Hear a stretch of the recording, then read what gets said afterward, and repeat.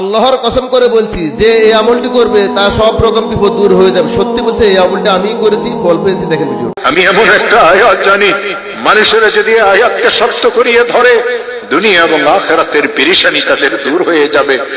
তিনি তার কিতাবে আমল শিখাইছেন, কোন মুসলমান যদি ঋণগ্রস্ত হয়, এত ঋণ হয়ে গেছে, আদায়ের কোনো ব্যবস্থা নাই, খেতে ফসল হয় না, দোকানটা অচল হয়ে গেছে, ছেলেটা বিদেশে গিয়ে ফাঁসিয়ে গেছে, থাকতেও পারে না, আসতেও পারে না, 2-3টা মেয়ে ঘরে উপযুক্ত, কারো বিবাহ হয় না, একটা মেয়েকে বিবাহ দিয়েছিল, তালাক নিয়ে মেয়েটা ঘরে চলে আসছে, ছেলেটা খারাপ ছেলেদের সাথে মিশিয়ে মদ জুয়ার অভ্যস্ত হয়ে গেছে।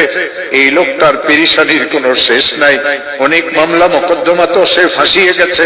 হযরত মুজাদ্দিদ আল ফিসানি বলেন, কঠিন থেকে কঠিন বিপদগ্রস্ত মুসলমান যদি ইশারের নামাজের পরে তাসবিহ হাতে নিয়ে যেই দরুদ শরীফ পড়তে জানে 100 বার দরুদ শরীফ পড়বে। আল্লাহুম্মা সাল্লি আলা সাইয়্যিদিনা মুহাম্মদ, আল্লাহুম্মা সাল্লি আলা সাইয়্যিদিনা মুহাম্মদ, আল্লাহুম্মা সাল্লি আলা সাইয়্যিদিনা মুহাম্মদ।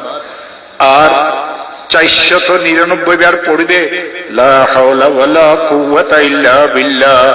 একবার পড়বে লা হাওলা ওয়ালা কুওয়াতা ইল্লা বিল্লাহিল আলিয়্যিল আযীম। আবার 100 বার দরুদ শরীফ পড়বে।